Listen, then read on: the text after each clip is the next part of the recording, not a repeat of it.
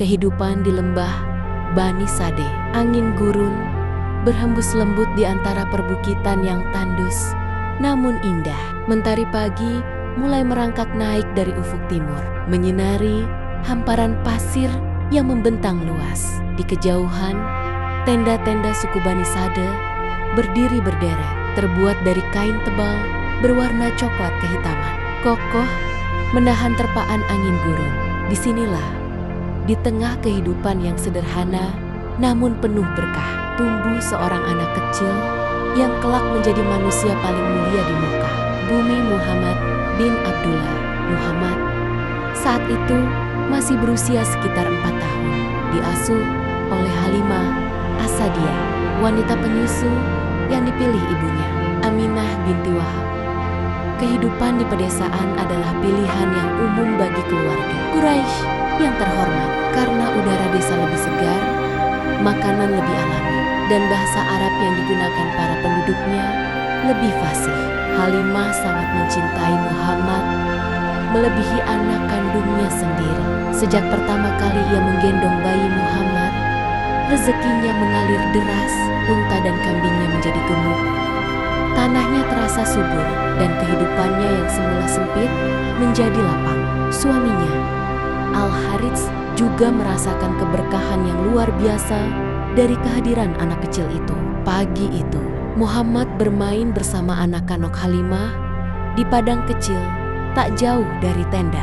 Ia selalu menjadi anak yang pendiam, sopan, dan tidak suka berbuat kasar. Wajahnya memancarkan ketenangan yang membuat siapapun merasa damai di dekatnya. Bahkan di usia yang masih belia, Muhammad sudah menunjukkan sifat-sifat istimewa yang membedakannya dari anak-anak lain.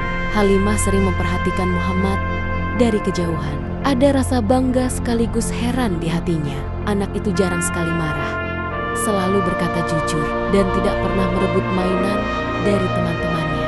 Anak ini bukan anak biasa, gumamnya pelan sambil menatap ke arah Muhammad yang sedang membantu teman-temannya menata batu menjadi susunan kecil untuk bermain.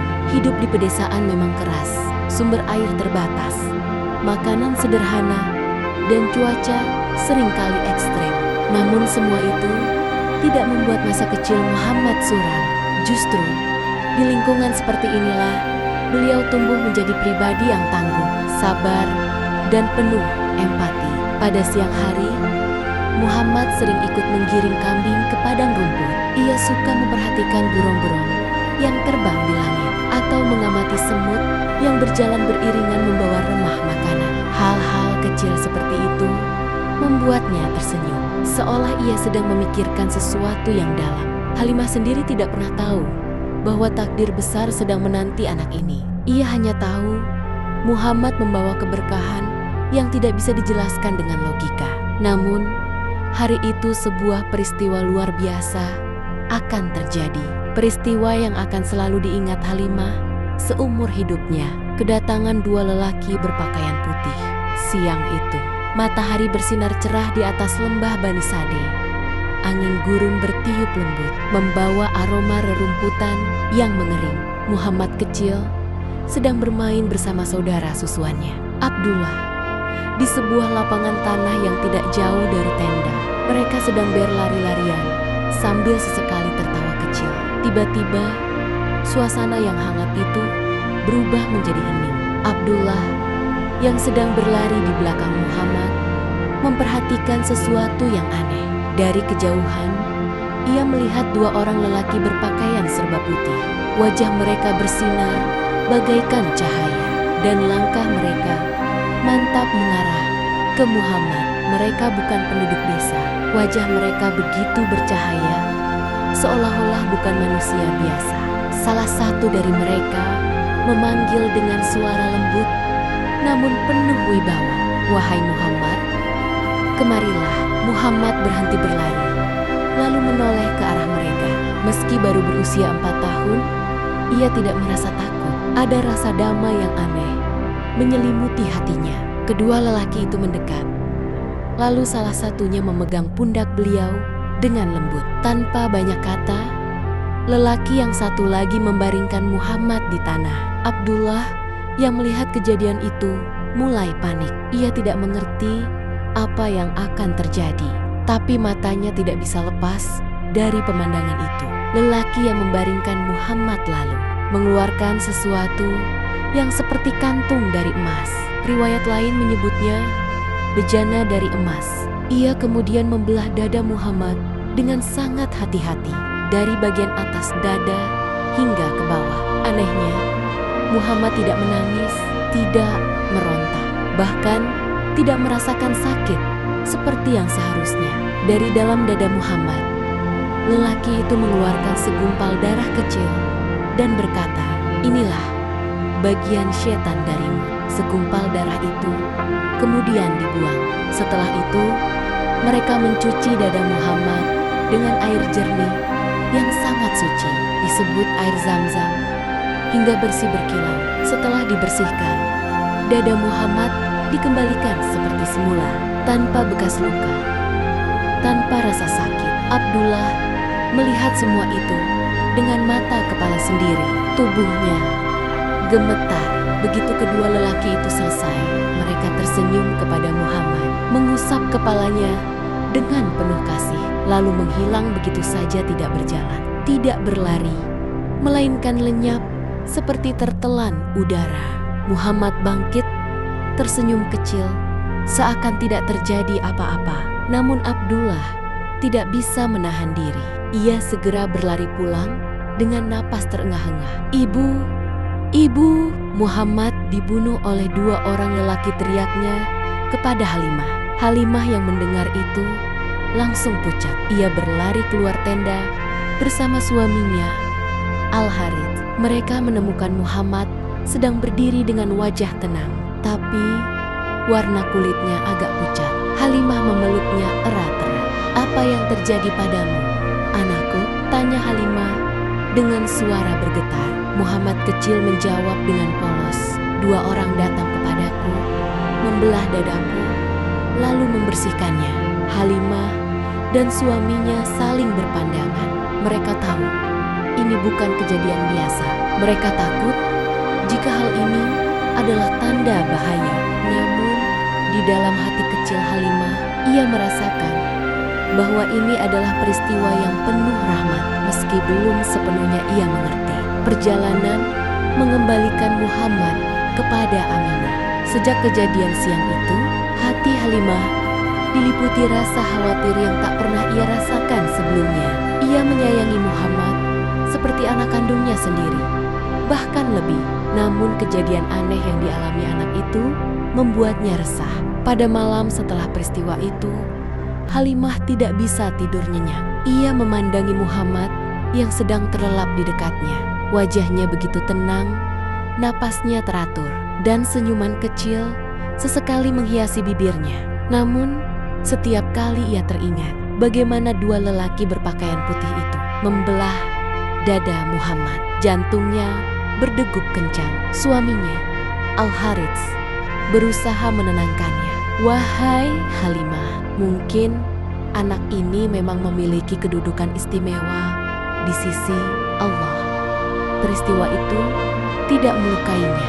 Justru, aku rasa itu adalah tanda bahwa dia dijaga oleh kekuatan yang tidak kita mengerti." Halimah mengangguk pelan, namun kegelisahannya tidak hilang. Ia khawatir jika Muhammad menjadi target dari kekuatan jahat atau orang-orang yang iri. Setelah berpikir panjang, ia memutuskan untuk mengembalikan Muhammad kepada ibunya di Makkah. Pagi harinya, Halimah mempersiapkan perjalanan. Ia memakaikan Muhammad pakaian terbaik yang dimilikinya, lalu menyiapkan bekal kurma dan air. Muhammad kecil tidak banyak bertanya, hanya sesekali memandang wajah Halimah yang terlihat sedih. Perjalanan dari perkampungan Bani Sadeh menuju Makkah memakan waktu beberapa hari. Di sepanjang perjalanan, Muhammad tampak tenang. Ia berjalan di samping unta, sesekali bertanya tentang gunung-ganeng yang mereka lewati, atau tersenyum melihat burung-burung yang terbang di langit. Setiap malam, mereka beristirahat di padang pasir. Halimah selalu memeluk Muhammad ketika tidur, seolah takut ia akan hilang jika dilepas. Di hatinya, ia merasa berat untuk berpisah. Namun ia yakin ini demi kebaikan anak itu.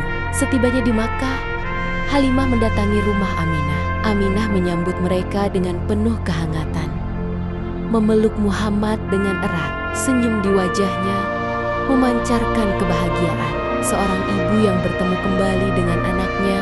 Namun, Aminah heran mengapa Halimah mengembalikan Muhammad lebih cepat dari waktu yang dijanjikan. Halimah awalnya mencoba mencari alasan. Aku khawatir penyakit akan menyebar di desa kami.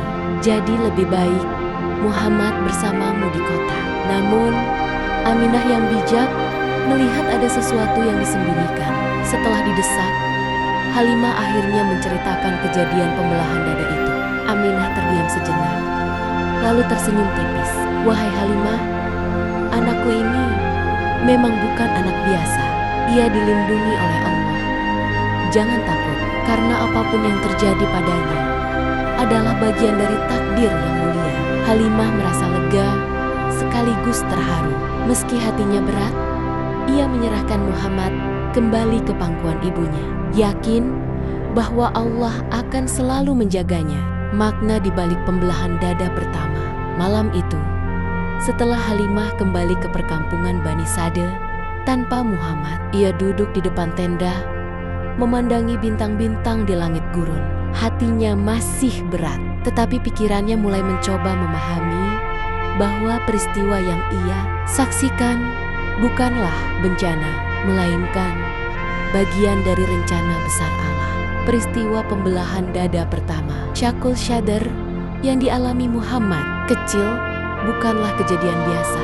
Dalam banyak riwayat sahih, peristiwa ini dijelaskan sebagai bentuk penyucian hati beliau dari segala sifat buruk manusiawi yang dapat menjadi celah masuknya. Godaan setan. Ketika malaikat Jibril mengeluarkan segumpal darah dan berkata, "Inilah bagian setan darimu." Itu adalah simbol bahwa hati Nabi Muhammad setelah dibersihkan dari pengaruh kejahatan sejak kecil. Tidak seperti manusia biasa yang lahir dengan potensi baik dan buruk. Nabi Shallallahu Alaihi Wasallam dipersiapkan oleh Allah untuk menjadi pembawa wahyu tanpa celah moral. Di masa kecil, Muhammad memang sudah dikenal sebagai anak yang berbeda. Tidak pernah berdusta, tidak berbohong, tidak berkata kotor, dan tidak ikut dalam permainan yang sia-sia.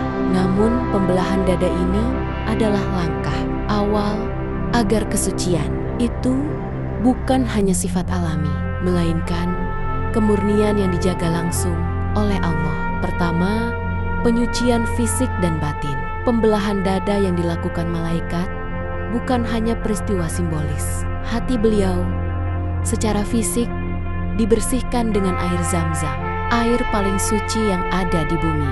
Ini mengisyaratkan bahwa misi kenabian memerlukan kesucian lahir dan batin. Kedua, penguatan spiritual. Peristiwa ini juga merupakan penguatan mental. Sejak kecil, Muhammad sudah mengalami kejadian yang luar biasa yang kelak akan menguatkan mentalnya menghadapi wahyu pertama, penentangan Quraisy, bahkan peperangan. Ketiga, bukti perlindungan Allah.